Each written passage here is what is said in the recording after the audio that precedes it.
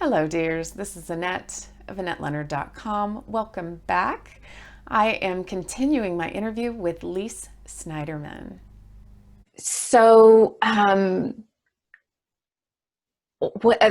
You've written this book, Lights in the Darkness. Can you tell us some about Yeah, that?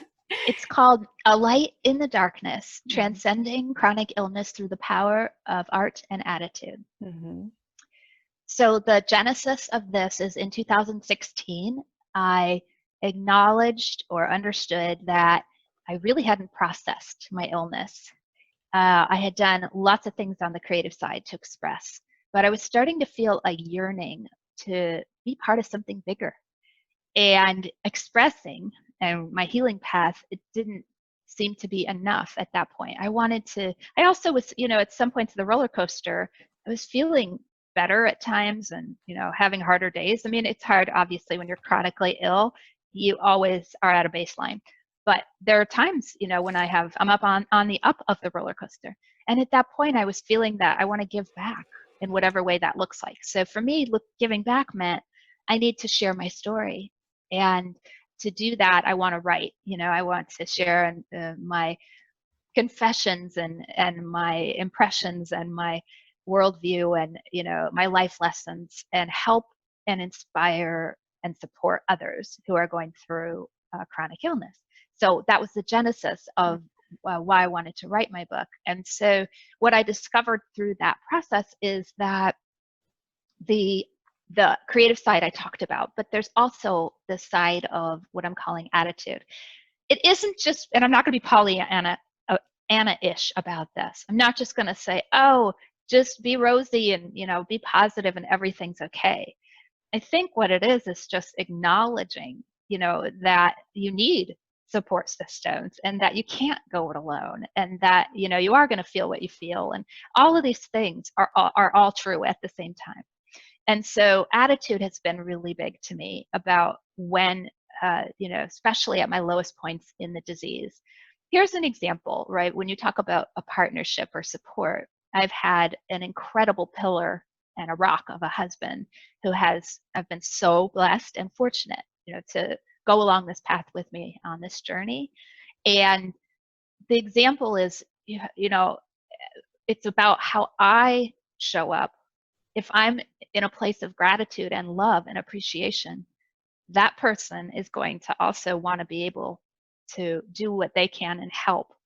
And as opposed to me being expectant or feeling like a victim or playing the victim or in despair.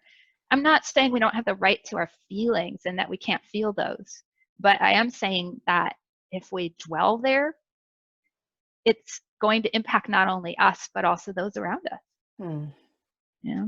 I think that's true, and you're right that doesn't mean I spiritually bypass all of those negative emotions. And I was just on a podcast the other day talking about the fact that for myself, and I think we all have to find these tolerances, I have a 3-day pity party limit that just is what works for me, that I can only sort of wallow and like eat the pint of Ben and Jerry's and sit in front of shitty reality television for about 3 days. And that's my limit. When I get bad news, when I get whatever it is, then it's sort of like, okay. And then it's carry water,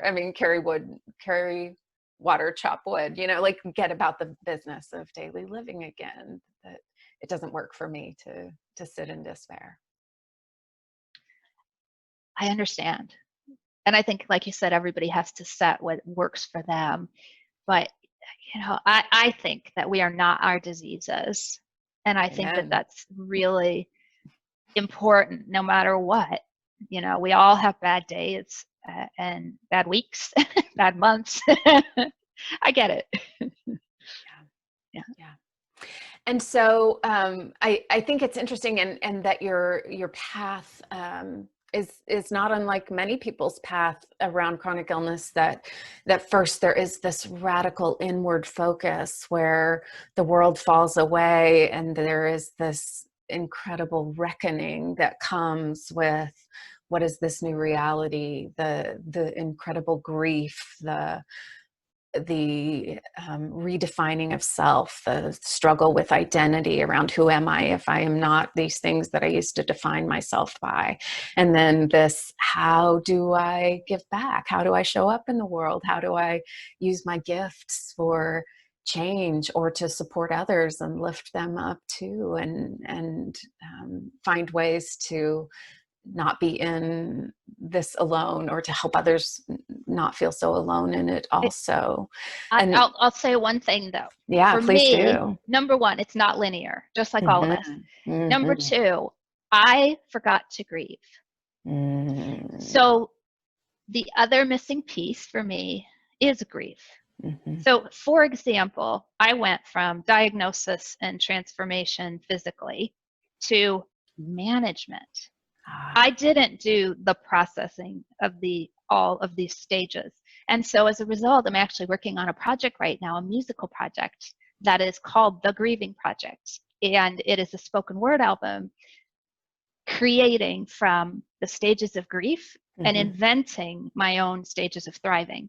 And I'm using, my own spoken word and music behind it, and then other characters to play out the grief that I really didn't go through. And I think the acknowledging that, even when, and we haven't talked about the summit yet, but in my interview process, not one of these people talked about grief as a strategy in 60 speakers. Wow. So interesting that we all, so, that's something that I think was missed. The other piece I'll say is I also didn't go like linearly, as I'm saying.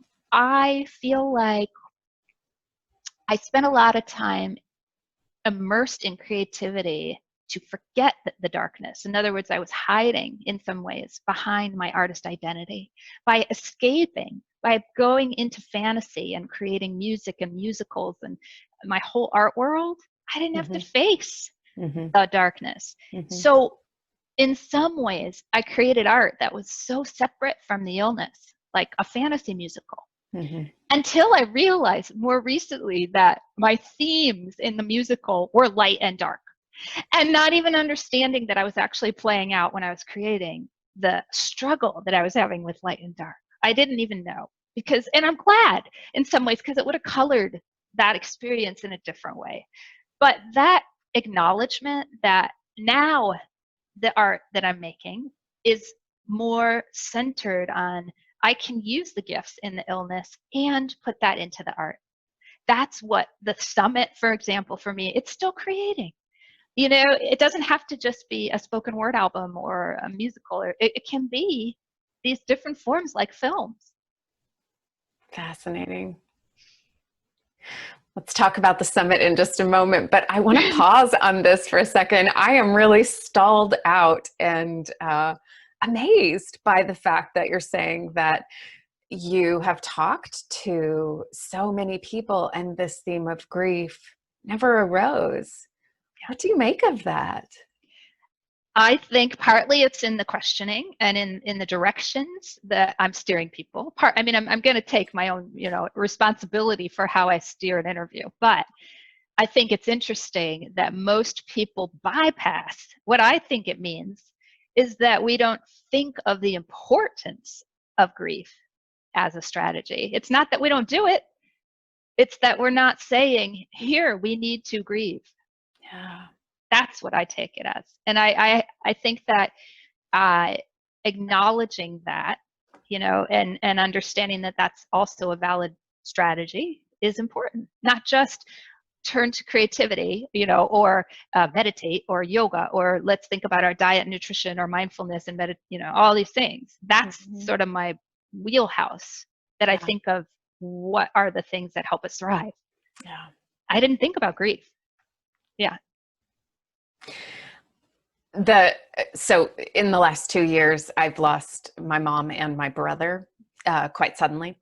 And so grief has been on my mind pretty poignantly. And I find that we are so uncomfortable and unfamiliar with manage grief in our culture, that's what arises for me too, is just our discomfort with grief, our lack of skill, our lack of and we don't want to be in this place. It's not a, you know what I mean? For myself, I don't want to dwell in sadness and hardship and difficulty and blah, blah, blah. Like, that's why I turn, to my fantasy. I know that part of me, that's what it is. The other thing I'll mention is that grief is something that is, let me think, because you had just said something that sparked something for me that, oh, go ahead. I honestly, I'll come back to it, but it was poignant at the let's time. pause for a moment and Yes. see if it comes to you. Okay. Oh, yes, it did. Chronic illness. In other words, people don't necessarily grieve illness. They grieve the loss of loved ones and the loss, for example, perhaps now in their life of their work. You know what I mean? It's like they've lost work. They've lost Social opportunities. Social opportunity. But illness, it isn't always something somebody turns to think, I need to grieve illness. Yeah. Agreed. Thanks for joining us, and tune in tomorrow for the conclusion of my interview with Lise Snyderman. Till we're together again, I thank you for your time and attention. Please don't forget to subscribe, leave a comment or a question, and until we're together again, be well.